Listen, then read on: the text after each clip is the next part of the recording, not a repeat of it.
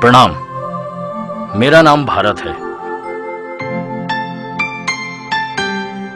मैं इस विश्वविद्यालय में प्रोफेसर हूं। एक बहुत ही निम्न मध्यम वर्गीय परिवार से आया हूं। पिताजी एक सेठ की दुकान पे नौकरी करते थे। कठिन आर्थिक स्थिति में उन्होंने मुझे उच्च शिक्षा दिलाई और ज्यादा पढ़ने की इच्छा होते हुए भी व्यवस्था नहीं बन पाई। फिर जैसा होता है, मैं नौकरी के लिए कॉम्पिटिटिव एग्जाम में भी बैठा और लगातार असफलताएं मिलती रही। मन दुखी हो गया, खुद से हारने लगा। फिर एक दिन एग्जाम के लिए मैं दिल्ली आ गया तो दादी के लिए गंगा जल लेने हरिद्वार आ गया।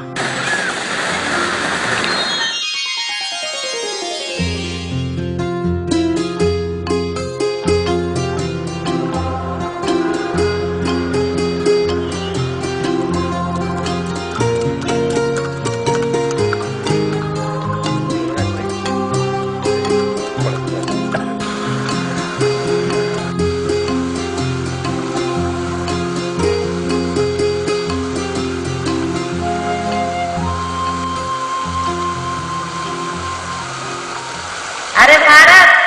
हाँ दादी। उधर से मेरे लिए गंगा जल ले आना बेटा।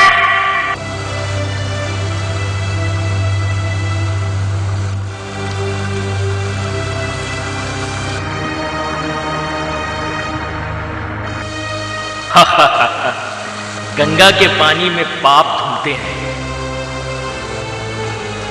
तेरी बदकिस्मती का पूरा दाग भी धुल जाएगा।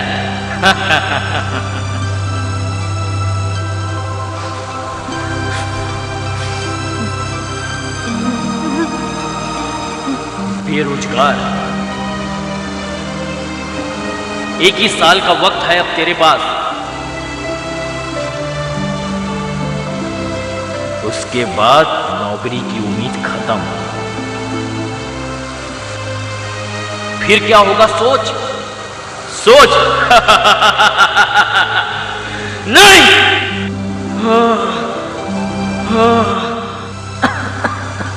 तू कोई नौकरी कर ले बेटा। ये सेठ की नौकरी अभी नहीं होती मुझसे। सबकी तू ही उम्मीद है। बहन की शादी करनी है। पिताजी, मेरी सरकारी नौकरी जरूर लगेगी और मैं सब संभाल लूंगा। फिर आपको ये सेठ की नौकरी करने की जरूरत नहीं पड़ेगी। सब संभाल लूंगा, मैं सब संभाल लूंगा।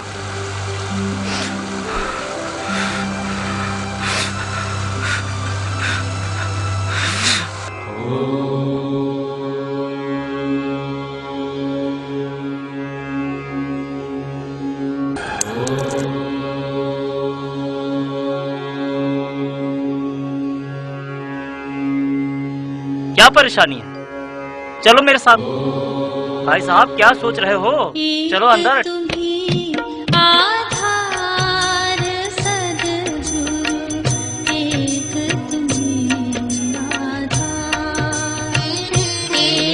तुम्हीं आधार सद्गुरु, एक तुम्हीं आधार।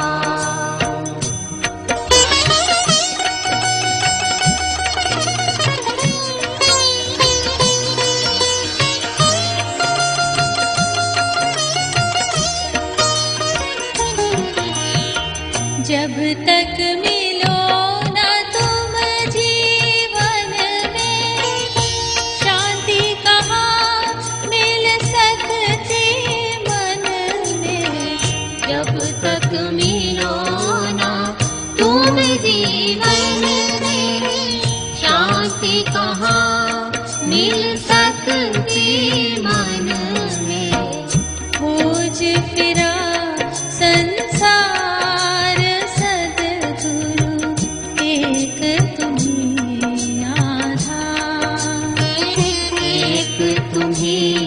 आधार सद्गुरु, एक तुम्हीं आधार। भैया, चिंतित लग रहे हो। कहाँ से आए हो आप? आ जाओ आ जाओ, आ जाओ मेरे साथ। हम आए हैं द्वार प्रणाम कर लो। अब उद्धार करो दुख हार। यहाँ आपको अखंड दीप का दर्शन मिलेगा। यह अखंड दीपक को हमारे गुरुजी ने 1926 से प्रज्वलित किया था और इसी पर उन्होंने अपने 24 साल के महापुरुष चरण संपन्न किए हैं। दुख हारे सुन लो दास पुकार सद्गुरु एक तुम्ही आधार। एक तुम्ही आधार सद्गुरु एक तुम्ही आधार।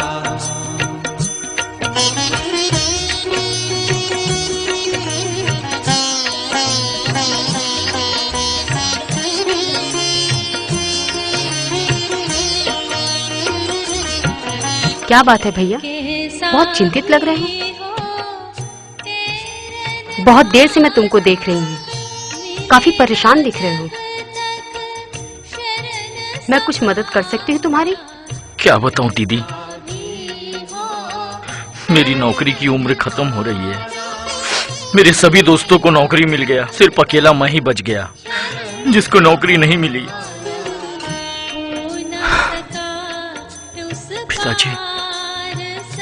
पिताजी किडनी के रोगी हैं, एक सेठ के दुकान में काम करते हैं। अब तो उनसे भी काम नहीं होता। छोटी बहन की शादी करवानी है, छोटी बहन को पढ़ाना है, मकान टूट रहा है उसे भी बनाना है। क्या करूं, कहां जाऊं? कोई मदद करने वाला नहीं है दीदी, कोई मदद करने वाला नहीं है। यहाँ से कोई निराश नहीं गया आज तक। गुरुजी सबको सहारा देते हैं। देखो, ये सजल श्रद्धा है, वंदनीय माता जी का साक्षात स्वरूप है। ये प्रखर प्रज्ञा है, परम पूज्य गुरुदेव की चेतना यहाँ विराजमान रहती है। कुछ देर यहाँ बैठो, ध्यान लगाओ। ये आसन लगा करके बैठो, यहाँ पर आसन लगाओ, ध्यान पर बैठो, मुंह उधर करके बैठो। भवकूपों से ऐसे परम उदार सद्गुरु एक तुम्ही आधार। देख बेटा भारत, ये सेठ की नौकरी अभी नहीं होती मुझसे। तू कोई नौकरी कर ले बेटा, सबकी तू ही उम्मीद है। बहन की शादी करनी है, छोटू की पढ़ाई करानी में ये टूटता हुआ मकान तुरंत बनवाना होगा बेटा। अरे ये गिर गया तो हम सब बेघर हो जाएंगे बेटा। हे भगवान, मेरा बेटा रात दिन मेहनत करता है, फिर भी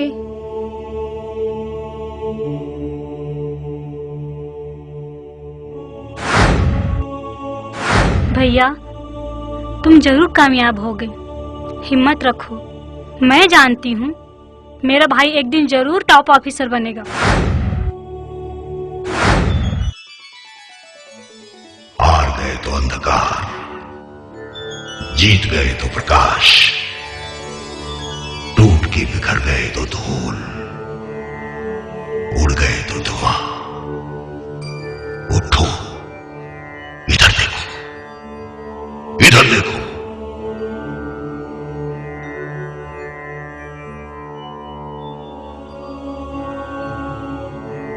ये बरगद का पेड़ तूफान में गिर जाए तो कोई उसे उठा के खड़ा नहीं करता। लोग सूखने की प्रतीक्षा करते हैं और फिर उसे काट काट कर जला देते हैं। ये इधर देखो, मंदिर की एक टूटी हुई प्रतिमा, अब इसकी कोई पूजा नहीं करता। कोई नहीं, कोई नहीं। टूटने से पहले भगवान था और अब सिर्फ पत्थर, पत्थर। देखो ये टूटा हुआ दीपक अब इसमें बाती नहीं जलती, जल ही नहीं सकती। तुम खुद टूट जाओगे तो रास्ता कैसे मिलेगा? तुम देश के सबसे शक्तिशाली व्यक्ति हो, तुम युवा हो, युवा। भारत अपने अपने आदर्श के लिए सबको कष्ट सहने पड़ते हैं। विपत्तियों से डरो मत, उनका सामना करो, सामना करो। संवेदना और साहस से ही युवा शक्ति प्रज्वलित होती है। विपरीत परिस्थितियां प्रेरित करती है, विषमताओं से उत्साह मिलता है, समस्याओं से ऊर्जा का संचार होता है। भारत ज्ञान का अंत नहीं। तुमने यूनिवर्सिटी की डिग्री को ही ज्ञान का मापदंड समझ लिया है। ज्ञान वह नहीं जो पुस्तकों से आता है, ज्ञान वह जो अंतःकरण से प्रकट होता है। ज्ञान से विनय आता है। ज्ञान अच्छा, ज्ञान का अहंकार अच्छा नहीं। क्या ज्ञान से अहंकार आता है? एक महान गुरु भक्त ऋषि थे, आरुणि।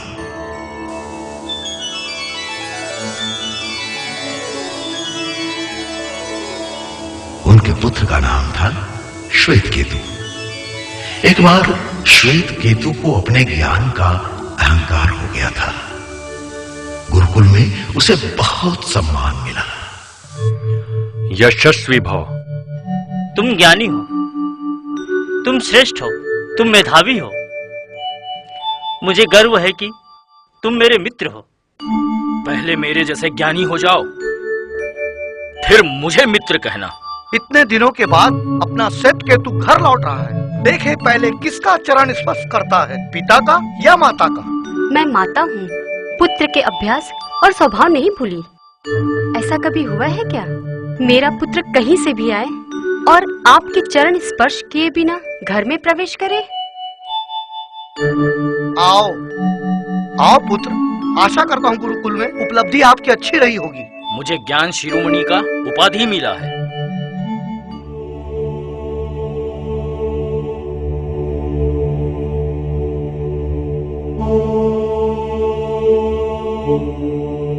पुत्र, तू कुछ बदल तो नहीं गया? आज तुमने पिताश्री को प्रणाम क्यों नहीं किया? ना ही मुझे?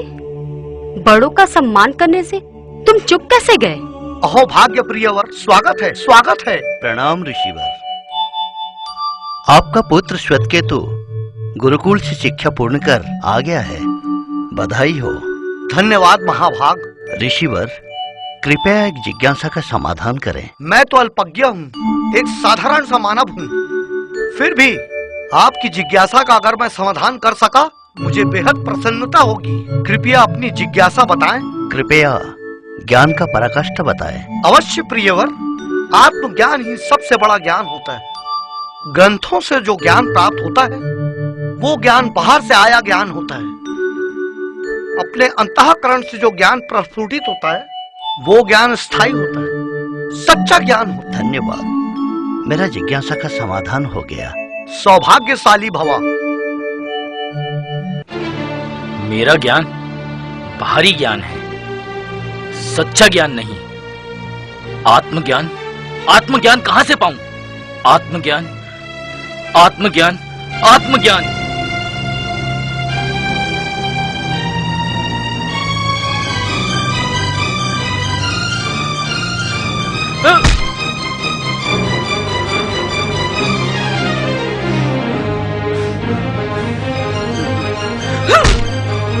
आत्मज्ञान, आत्मज्ञान कहां से पाऊं? आत्मज्ञान।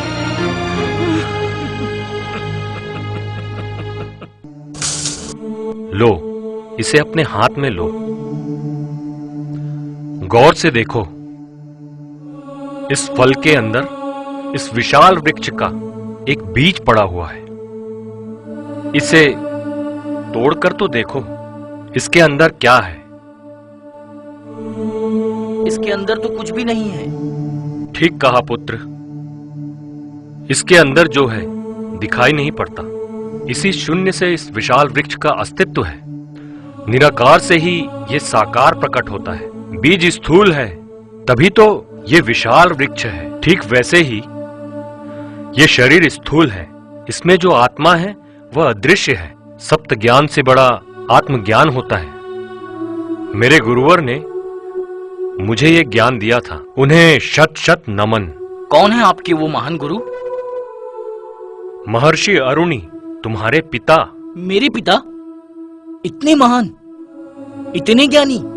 मेघ का फल वर्षा होता है, भक्ति का फल भगवान होता है और विद्या का फल विनय होता है। विद्या ददाति विनयम।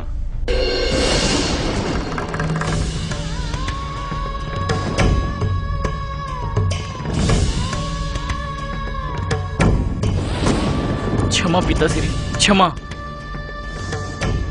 मैं शब्द ज्ञान के अहंकार में तत्व ज्ञान को भूल गया था। क्षमा पिताश्री, क्षमा। धन्य पुत्र धन्य, आज आपका ज्ञान संपूर्ण हुआ।